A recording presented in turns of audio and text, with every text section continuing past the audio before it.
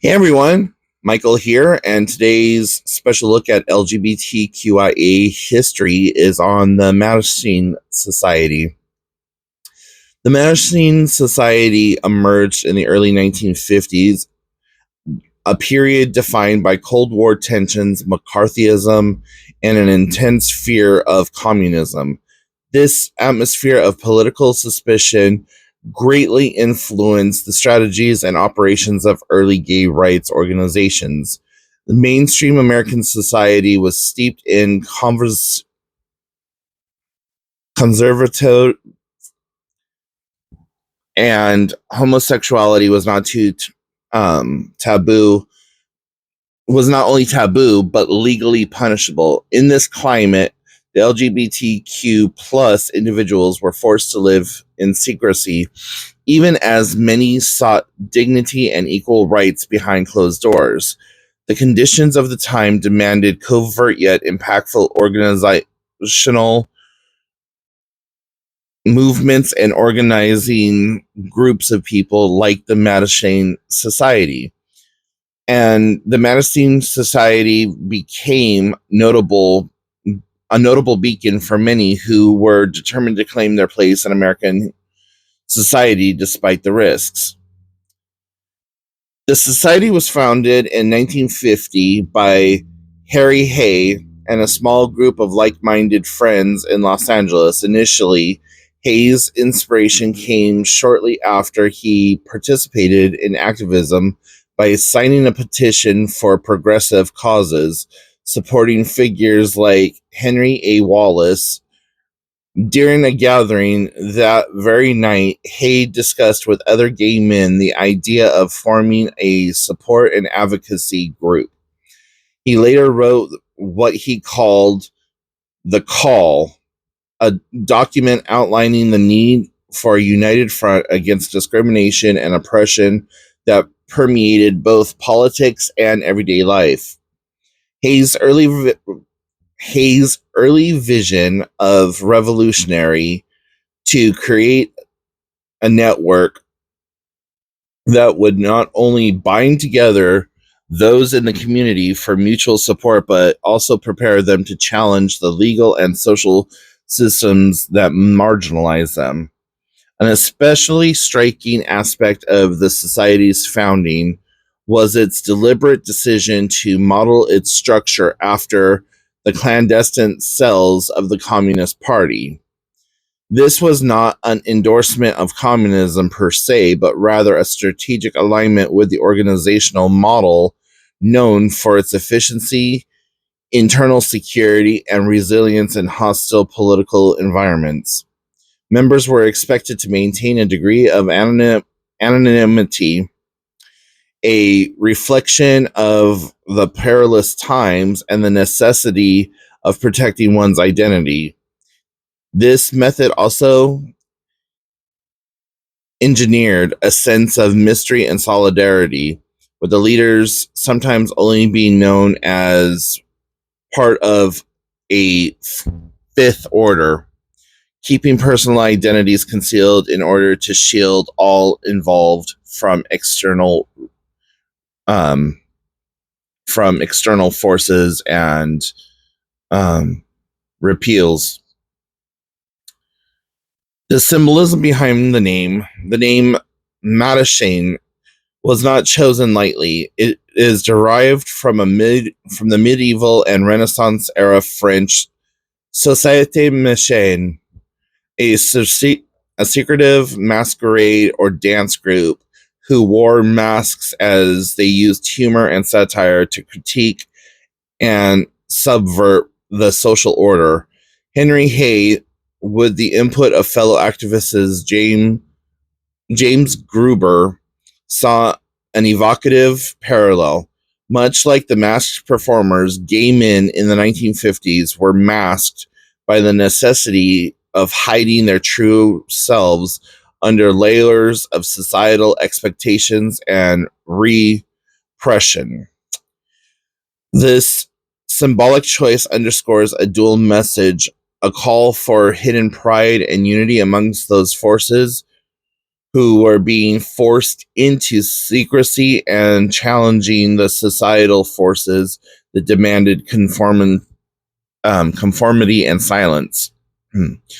Moreover, the society later adopted imagery connected to these themes. The Harlequin diamond, a design featuring four interlocking diamonds forming one larger one, became an emblem for the group. This visual symbol was both a nod to the traditional masquerade and a representation of the multifaceted identities within the community, each segment contributing to the intricate whole. Such symbolism pride are provided not only a rallying point for its members, but also help disseminate a visual representation of queer identity during a period of when positive imagery was scarce. The Mattachine Society organizational approach was notably ahead of its time, secretive, self-structured, and highly disciplined. The group's founders believed that an underground approach was essential due to the widespread legal sanctions and social persecutions against homosexuals. In its initial format, the organization was divided into small, anonymous, and autonomous group cells with structured and strict rules about sharing names, personal information, and the structure helped safeguard its members from exposure and retaliation in an era when being openly gay could lead to arrest, job loss, or even worse. Despite the necessary secrecy, the society also strove to educate its members about their rights and the broader political context affecting their lives. Meetings were often held are Meetings were often a mix of political education, legal strategy sessions, and community building activities. This dual task, both protecting members and empowering them through information, became one of the core strengths of the society. However, such an approach was not without its internal tensions. As the early 1960s progressed, divisions arose between those who believed in complying with existing laws to promote gradual change and those who began to lean more toward the confrontational public assertion of queer identity. These debates would later contribute to the organization's eventual splintering as more radical voices started to emerge from a broader movement. A legal defense and protection against entrapment, one of the society's earliest and primary concerns was combating the rampant police entrapment tactics that targeted gay men. Entrapment involved law enforcement officers luring individuals into compromising positions, then arresting them under the guise of criminal behavior. The Mattachine Society worked to provide legal advice and support for those caught in such a snare, often challenging the legal biases for the arrest in court. Their efforts in legal defense not only aided individual members, but also served as an early precedent for later battles against systemic discrimination. The fight against police harassment became a touchstone for the society, forming both its legal strategy and its public discourse on civil rights. Proliferation of the LGBTQ plus media recognizing the power of the written word, the Mattachine Society was instrumental in launching early publications that provided both news and a sense of community. In 1953, the Society published the inaugural issue of what became known as One magazine, and in some contexts, the Mattachine Review. This publication, among the first widely spread distributed journals aimed at gay audience in the United States, and played an integral role in shaping gay politics and political consciousness by disseminating stories, political analysis, and personal narratives. The magazine offered visibility to many in a community that had never experienced visibility. It also challenged the stigma portraying homosexualities in the mainstream media and offered a counter narrative rooted in dignity and the quest for civil rights. Direct action and the sip-in protests. So in the mid 1960s, the tide of the civil rights movement and other social justice struggles began to swell. The Mattachine Society and its associated activists began experimenting with more direct forms of protest. One notable tactic was the sip-in, a form of protest against discriminatory practices in bars and other public establishments. In 1966, members of the society, including figures like Dick Lettiche, who later led the New York chapter, participated in a sip-in at Julius's bar in New York. The goal was simple yet profound. By ordering a beverage and asserting their right to be served, activists challenged the legal and social norms that effectively barred openly gay individuals from enjoying public life. These subtle yet potent acts of civil disobedience were precursors to a more electrifying confrontations that would characterize later movements such as the Stonewall riots. Public protests and political engagement beyond bar protests, the society engaged in more overt demonstrations that targeted powerful institutions. In 1965, for example,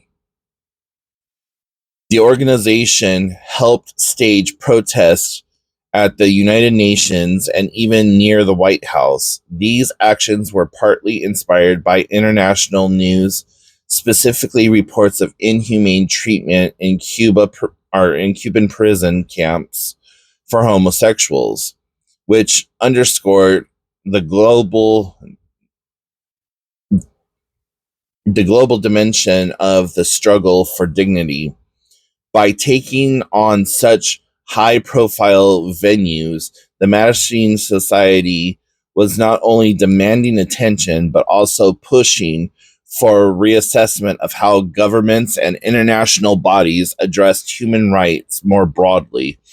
Such actions demonstrated that the fight for LGBTQ plus rights were an integral part of the larger battle for civil rights worldwide. Evolving tactics and internal debates.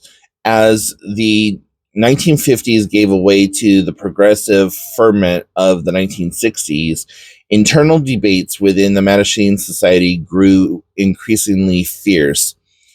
The original strategy, rooted in secrecy, subtle legal challenges, and quiet cultural affirmations, began to seem inadequate to the younger generation of activists who were inspired by the broader social upheavals of the time. Many argued that the time had come for a more confrontational public stance that embraced open visibility rather than clandestine organizations. This generational shift created tensions between the society's founding principles and the emergent radical ethos of the new queer liberation movement. Some long-standing members who had shaped the society's foundational tactics were under oppressive conditions, found themselves at a crossroads. Should they continue with the cautious assimilationist approach that had once ensured safety, or should they adapt to the new paradigm that demanded bold, unapologetic public action? These debates around the role of discretion versus defiance foreshadowed the events and the eventual splintering of the society into several regional groups. Although these divisions led to a reduction in centralized power of the Mattachine Society, by the late 1960s, they simultaneously cata- catalyzed a wider and more diverse range of strategies within the overall LGBTQ plus rights movements. Despite its internal division and eventual diffusion into other organizations, the Mattachine Society impact on the LGBTQ plus rights is immeasurable. Its early work laid a pivotal foundation for modern gay rights movements in several cultural ways, building community and visibility by creating a structured organization and having a dedicated publication. The society provided an early counter narrative to to the pervasive homophobia of the time. This empowered countless individuals to see themselves as part of a larger community with shared struggles and aspirations. Legal precedents. The legal challenges mounted against the discriminatory practices, especially those targeting police entrapment, established by early benchmarks that later activists would build upon when fighting for discrimination and decriminalization and equal rights. Inspiration for future activism. Tactics such as the sit-in and public protests not only broke new grounds, but also anticipated methods that would later become hallmarks of the LGBTQ plus rights campaign, most notably during and after the Stonewall Uprising in 1969. The Society's ability to adapt and experiment with protest strategies has served as a reference point for successful waves of activism. Interconnection and other movements. Many of the early members of the Mattachine Society had backgrounds in leftist politics and were deeply engaged in other social justice causes.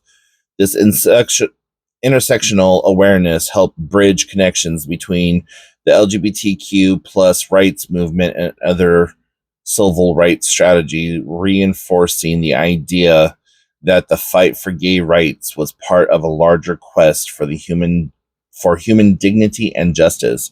Today, the legacy of the Mattachine Society resonates in the proud visibility of the institutional strength of modern LGBTQ plus movement. While newer organizations and tactics have emerged, the underlying ethos of resilience in the face of systemic oppression can be traced back to the pioneering work done by the society's founders nearly 75 years ago. The story of the Mattachine Society is a testament to the challenges and triumphs inherent in advocating for marginalized communities during times of profound societal intolerance. What began as a small secretive network in post-war Los Angeles grew into a multifaceted movement that not only defended the civil rights of gay individuals, but also reimagined the very notion of queer identity. Their commitment to protecting members through legal defiance, innovative cultural production, and daring direct action continues to inspire activists even today. In reflecting on the history, or in reflecting on its history, one can appreciate how the Mattachine Society navigated the complexities that extended beyond mere political battles. It grapples with the question of identity, community, solidarity, and the evolving strategies necessary to challenge injustice. Many of its debates over the merits of discrimination versus public confrontation, for example, remain relevant as activists continue to reassess the best ways to achieve meaningful social change in an ever-evolving political landscape. For anyone who is interested in the roots of the LGBTQ plus activism, the Mattachine Society offers a rich narrative of how courage, innovation, and solidarity can change, transform, and help persecuted community into becoming a formidable force for human rights. Its story serves as a reminder of the power of the collective action, the necessity of adapting to change, the adapting to the changing circumstances of the times, and the enduring impact of those who dare to live authentically in the face of overwhelming opposition. Oh, a lot of what is happening today is trying to roll back what the Mattachine Society put together. So you have the anti-transgender movement that's happening right now, and you have protests and activism that is pushing back at that, saying no, just because somebody has identified themselves as transgender does not give you the right to marginalize and even stigmatize or work against that person. And a lot of people have that whole, well, men should not be in women's spaces mentality. But when you separate biology from psychology, you find that there is usually a little bit of a crowbar separation. That biologically, somebody may be presenting as a male, but psychologically, they are female. And the whole idea of, oh, well, men are going to be in women's spaces being perverted and doing all of these other horrible things that is being said about the trans community right now is just unfounded homophobic rhetoric being echoed from a time back before there was these laws and protections. And so it is a Florida.com. English law long ago decided Echo, stop. that was Sorry, that's the wake word for one of my Amazon devices. But anyways, you have it being talked about in a negative manner when there has not been a single documented case or any kind of proof that says that there has been like rape or any kind of an assault by a transgender person. And a lot of people forget that transgenderism works with both sexes. Men transitioning into women, women transitioning into men. And one of the biggest things that I hear a lot of people talking about is that, the men transitioning into female to get access to female spaces so that they could perpetrate a woman. A man does not need to put on a costume to sexually assault someone. A woman does not need to put on a costume to sexually assault someone. So the bigger thing around the transgender movement and the anti-transgender movement is that with the transgender movement, people are trying to live their most authentic selves. It's not pretending. It's not a boy putting on a dress. It's not a girl putting on a pair of pants. It's none of that reefer madness type of mentality from the Lavender Scare of the 1930s, 40s, 50s, and so on and so forth. It's literally just bigoted hatred. And people like to throw the Bible in there and talk about, well, in the Bible, God says blah, blah. And they bring up that chapter in Leviticus that says man shall not lie with another man as they lie with a woman, so on and so forth, blah, blah. That has been grossly misrepresented in the entirety of the Bible from the early 1900s when it was first introduced into the Bible. The Bible of the 1800s and prior never once talked about homosexuality. It was only added in during the Cold War McCarthyism to try to further the political agenda of suppressing gay and lesbian rights. And so, the word for homosexuality that people that found that word in the Bible in the 1800s and prior to that does not mean homosexuality. It actually means something closer to pedophilia. Because if you look, homosexuality has always been within our societal standards, our societal norms. Cultures across the world identify men and women who are two-spirited or presenting both male and female qualities or whatever. You have it in the Native American population with the two-spirited people. You have it within the Asian culture. You have it in the English culture. You have it in the French culture. You have it in the African cultures. You have it in the Nordic cultures. You have it in the Germanic cultures. Like, all over the world, gay people were a part of everyday society. In the early Greek times, you were considered a full-grown adult by 15.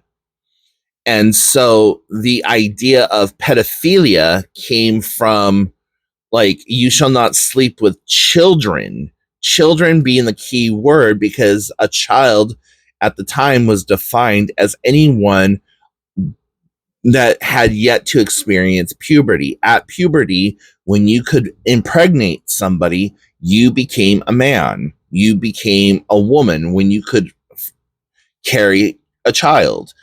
Also, during that time period, you were going off to war as a teenager, but you were seen as an adult.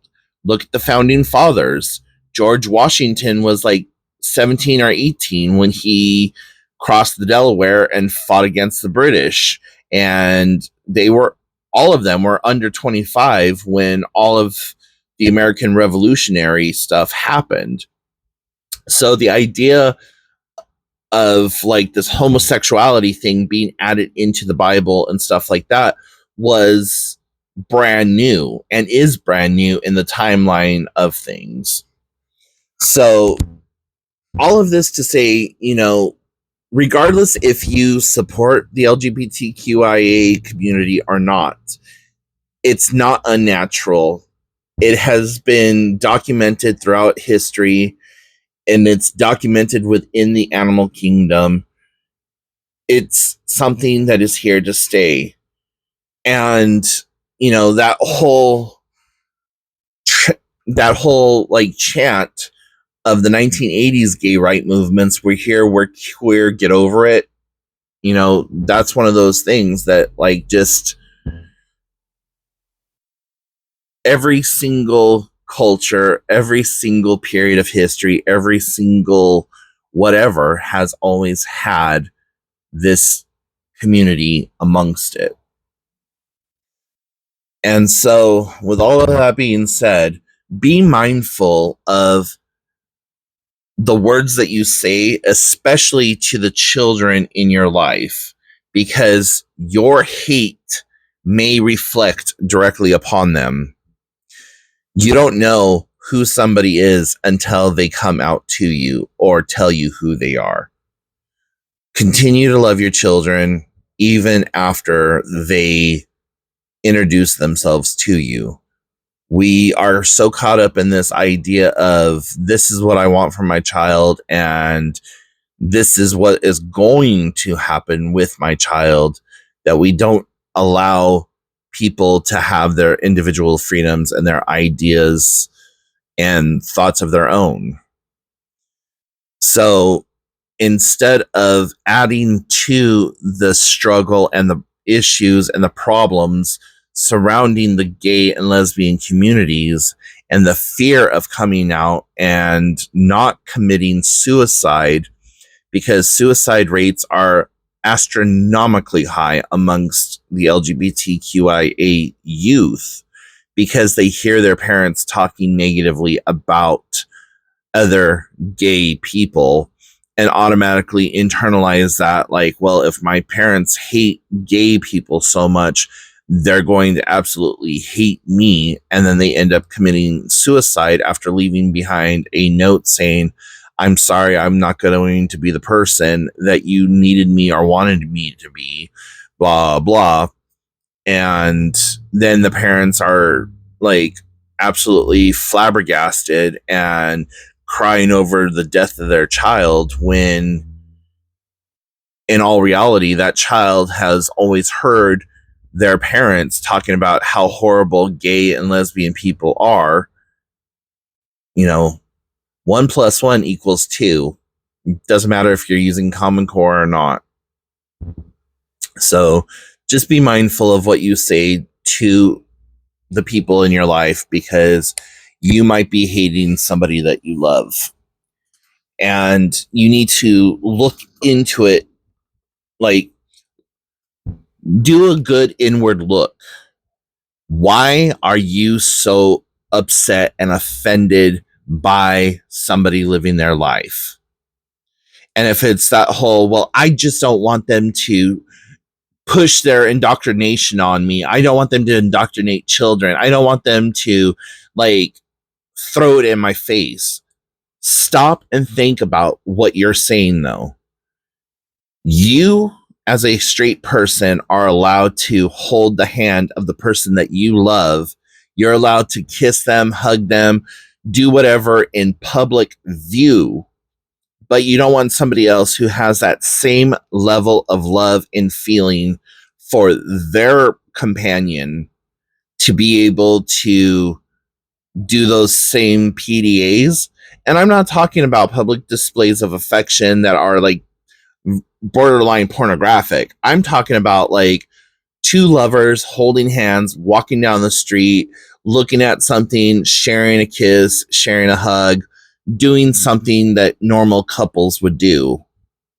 And I use that, normal couples would do. So why does it make you feel a certain sort of way for somebody else to live their best life? How does somebody being transgender directly affect you? Not what you've heard, not what you think you know, not what the talking heads on ABC, NBC, CNN, Fox, whoever tell you to think. How does it make any difference to you in your day-to-day life? So with that being said, that concludes this look at LGBTQ spotlight on the Mattachine Society. And thank you for watching this far. If you've gotten this far, if there is a gay or lesbian, transgender, whatever activist or event that you would like for me to cover, let me know in the comment section down below, and I will talk to you next time. Bye, guys.